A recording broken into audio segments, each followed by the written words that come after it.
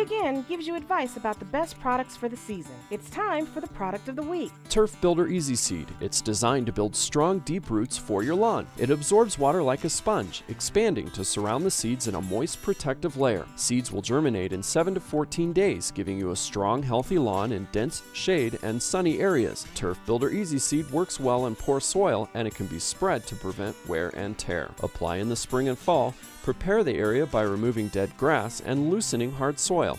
Spread on bare spots until the ground is only slightly visible. On thin spots, spread until about 50% covered. Water until Easy Seed is completely soaked. When it lightens, simply water it again. Easy Seed already has Scott's revolutionary super absorbent growing material and slow release fertilizer. It's made from 96% renewable materials and 99.9% biodegradable. Go to digindfw.com for more information about Turf Builder Easy Seed.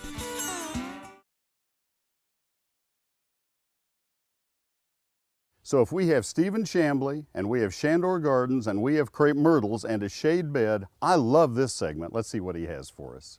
One of our projects was to redo this bed behind us, and this is a bed of mature crepe myrtles. We're rebuilding the bed from a sun bed into a shade bed, and it all starts with the soil. So from the soil up, we've got some soil here from a local place, Clear Fork Materials, and it's full of composted manure from horse stables, and pine bark mulch, some sand, and some soil, and it's all mixed in. And most of the time you'd call this a bedding mix when you buy it at the wholesaler. What we're going to do is we're going to fill in the low spots and such in this bed. We're not going to add inches and inches, once again, because we want to respect our crepe myrtles. We don't want to bury those roots really deep in soil. We'll just take some of this and work on the low spots. Now that I've filled in this low spot, what I'd like to do is incorporate this soil in with the existing soil. You don't want to create different interfaces, is what they're called, when the new soil would be just piled on top of the old soil. So you want to break that level, and so you want to mix it in. Since there's just a couple of spots I'm going to do it the old-fashioned way and just flip it over. Chop it up. We can just level that off, and that's a pretty good job of creating a homogeneous soil. We're going to go behind me now and create a little planting pocket, a little different change. So we'll get some rock, put in a little stone border so we can put it a little deeper and create a little pocket area back there. I'm going to use fairly chunky mossy sandstone boulders, same kind of stone that's in here. Okay, we'll just add soil back in here and fill it up, and it'll give us a different level to garden on. After I finish the soil, removing roots and debris, things like that, I need to think about what kind of plants I want in here.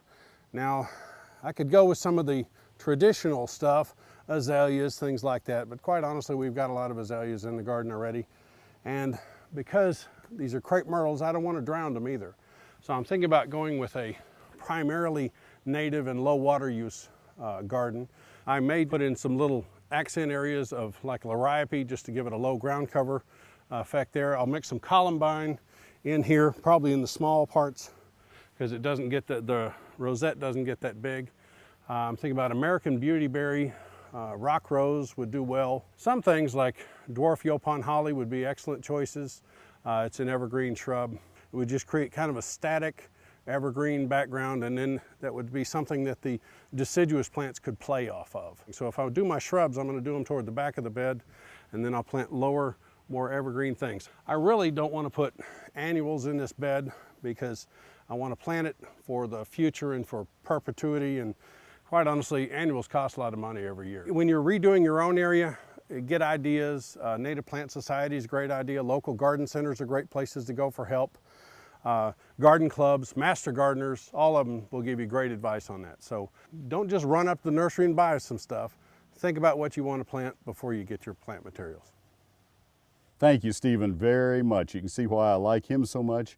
What great information. I'm in my shade garden here surrounded by my friends. You see some wonderful hollies. I have about 30 or 35 kinds of hollies in my landscape because we have so much shade. There are 5 or 6 different kinds right here. Sometime I'll share them with you. But hollies will also always do you proud when you have a shade garden.